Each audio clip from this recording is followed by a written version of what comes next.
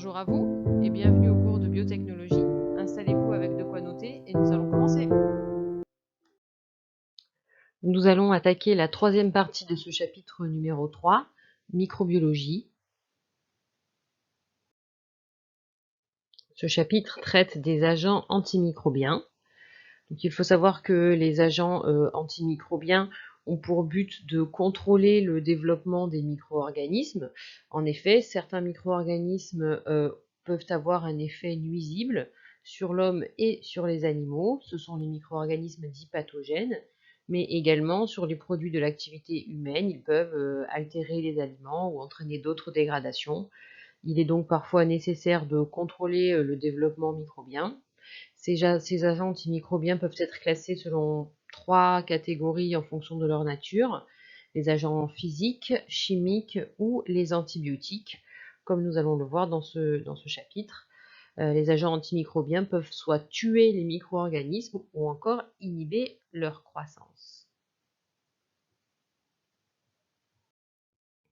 Bon, voici le plan de cette partie qui est divisé en 4 sous-parties. Nous allons traiter les 3 premières dans cette vidéo. Dans un premier temps, nous verrons quelques définitions, puis des exemples de techniques de réduction de charge microbienne, en développant dans le petit 3 un procédé de destruction particulier qu'on appelle la pasteurisation.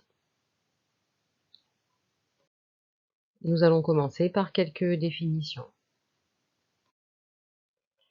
L'antisepsie est une opération au résultat momentané permettant d'éliminer les micro-organismes au niveau des tissus vivants, comme la peau, les mains, sur la photo, c'est ce que vous pouvez voir. À ne pas confondre avec la désinfection, puisque c'est également une opération au résultat momentané permettant d'éliminer les micro-organismes, mais au niveau des surfaces inertes, comme le sol, des placards, des postes de travail. Voilà. Et finalement, la stérilisation, c'est une opération qui vise, elle, à tuer tous les micro-organismes contenus dans une préparation ou sur un objet. Pour cela, le produit traité doit être mis dans un autoclave, c'est ce que vous voyez sur la photo. Le produit traité est dit stérile lorsqu'aucun micro-organisme ne peut être revivifié. Nous allons passer au petit 2, les techniques de réduction de la charge microbienne.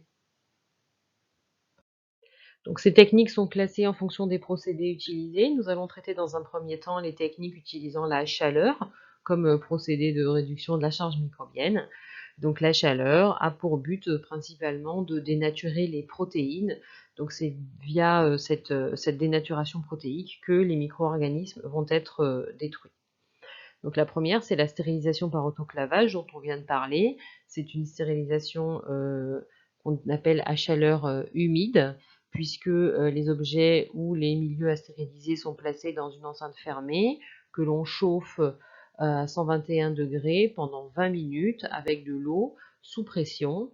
Donc on obtient la destruction des bactéries et des spores pour obtenir un produit qu'on pourra appeler stérile. Ensuite, vous avez un autre procédé qu'on appelle la pasteurisation, inventé par Louis Pasteur, qui est utilisé pour les aliments liquides type lait, bière, jus de fruits. Donc les aliments sont chauffés à une température définie pendant une durée définie, puis refroidis rapidement. Par exemple, pour le jus de fruits, on chauffe 20 secondes à 72 degrés. L'intérêt, c'est que la majorité des bactéries sont détruites et que les qualités nutritionnelles des aliments sont conservées. La troisième technique, c'est la tyndalisation. Donc la tyndalisation, c'est une stérilisation à 100 degrés fractionnée, 1 heure par jour, pendant 3 jours. Et finalement, la stérilisation par chaleur sèche, où on utilise un four électrique qu'on fait monter à 170 degrés Celsius environ pendant 1 heure. Cette stérilisation va permettre de stériliser du matériel de laboratoire ou du matériel médical. Une autre technique de réduction de la charge microbienne est la filtration. Pour cela, on utilise des membranes contenant des pores de diamètre connus qui retiennent les micro-organismes. L'objectif étant de choisir le diamètre des pores en fonction du type de micro-organisme à éliminer, en général 0,45 micromètres. L'intérêt, c'est de pouvoir filtrer des solutions injectables ou des solutions qui sont thermosensibles. Les rayonnements peuvent également être utilisés pour éliminer les micro-organismes. On va utiliser principalement des rayonnements à longueur d'onde courte, comme les ultraviolets, les rayons X ou les rayons gamma. Tous ces rayonnements vont aller altérer l'ADN et donc entraîner des mutations et la mort des micro-organismes. Ce type de technique est utilisée pour décontaminer des surfaces comme des hôtes, des blocs opératoires, voilà par exemple. Le dernier procédé dont nous allons parler, ce sont l'utilisation des produits chimiques. Vous avez 3 exemples exposés ici, l'eau de javel, l'eau oxygénée et les détergents, qui vont agir soit sur les protéines, soit sur les membranes des micro-organismes dans le but de les détruire. Donc ces produits tels que l'eau de javel ou l'eau oxygénée vont particulièrement agir au niveau des protéines, par oxydation par exemple pour l'eau oxygénée, et les détergents vont plutôt agir au niveau des membranes. Pour obtenir une destruction efficace, il y a plusieurs paramètres à prendre en compte. Tout d'abord la taille de la population de départ, puisque plus la quantité de micro-organismes est importante, plus les micro-organismes seront difficiles à éliminer. Ensuite, l'état des bactéries, hein. Si les bactéries sont sous forme de spores, elles seront plus résistantes que si elles sont dans un état végétatif. Ensuite, le temps de contact. Donc plus le temps de contact avec le désinfectant ou la chaleur est important, plus l'effet antimicrobien est important. Et l'intensité du traitement également, par exemple, plus la chaleur, donc plus la température augmente, plus la description des micro-organismes est rapide. Donc vous avez une notion de barème temps-température, par exemple, pour la pasteurisation, qui est important à prendre en compte, comme on le verra tout à l'heure. Alors une remarque sur le froid.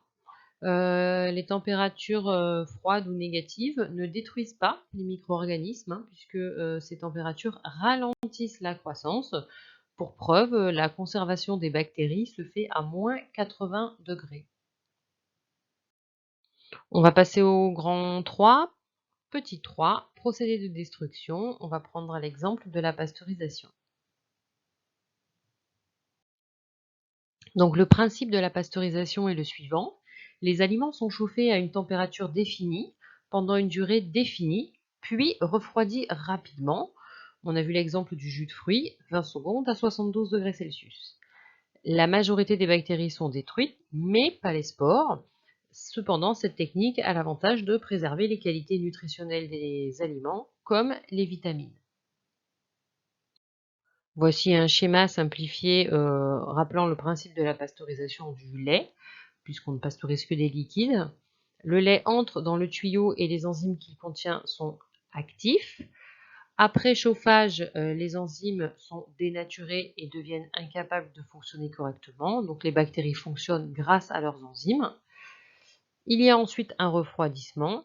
Les enzymes ne sont plus capables de reprendre leur forme native et donc les bactéries ne peuvent plus se développer. Le lait ressort sans micro-organismes vivants. Pour récapituler la pasteurisation, pour détruire efficacement par la chaleur des micro-organismes dans un jus de fruits par exemple, il faut chauffer l'aliment à une température suffisamment forte pour éliminer les micro-organismes, mais pas trop, afin de conserver les qualités organoleptiques du produit, et ce pendant une durée suffisamment longue. Il y a donc une valeur très importante en pasteurisation qu'on appelle le temps de réduction décimale, qui s'appelle grand D, qui est le temps nécessaire pour tuer 90% des micro-organismes dans un échantillon à une température spécifique. Par exemple, D à 60 degrés égale 3 minutes, signifie qu'un chauffage à 60 degrés pendant 3 minutes élimine 90% des micro-organismes. On a une petite remarque pour le passage en log et en 10 exponentielle qu'on va voir tout de suite sur le graphique. Voici un exemple d'étude cinétique de destruction thermique à 60 degrés de la levure Saccharomyces cerevisiae. Donc vous voyez sur ce graphique est représenté en log de C, donc le log de la concentration en levure dans l'échantillon, en fonction du temps pendant le passage à 60 degrés. Donc on voit qu'on arrive qu'on part d'une valeur de 6 log, ce qui correspond à 10 puissance 6 micro-organismes, et qu'au fur et à mesure du temps, on a la concentration en micro-organismes qui diminue pour arriver au bout de 0,05 minutes à une concentration de 1 log, soit 10 puissance 1 micro-organismes.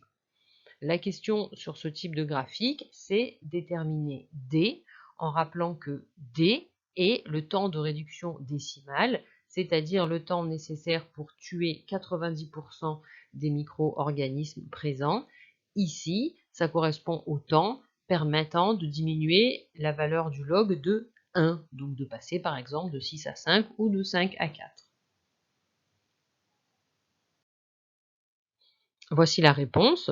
Donc j'ai choisi de prendre comme réduction log de 4 à 3. Je reporte graphiquement les points, ce qui me permet de mesurer le temps. Donc c'est 0,03 moins 0,02, ce qui donne 0,01 minute. Donc pour Saccharomyces cerevisiae dans ce liquide, le temps de réduction décimale correspond à 0,01 minute. Voilà, c'est tout pour aujourd'hui. Je vous souhaite une bonne fin de journée et on se retrouve bientôt pour une prochaine vidéo sur les antibiotiques.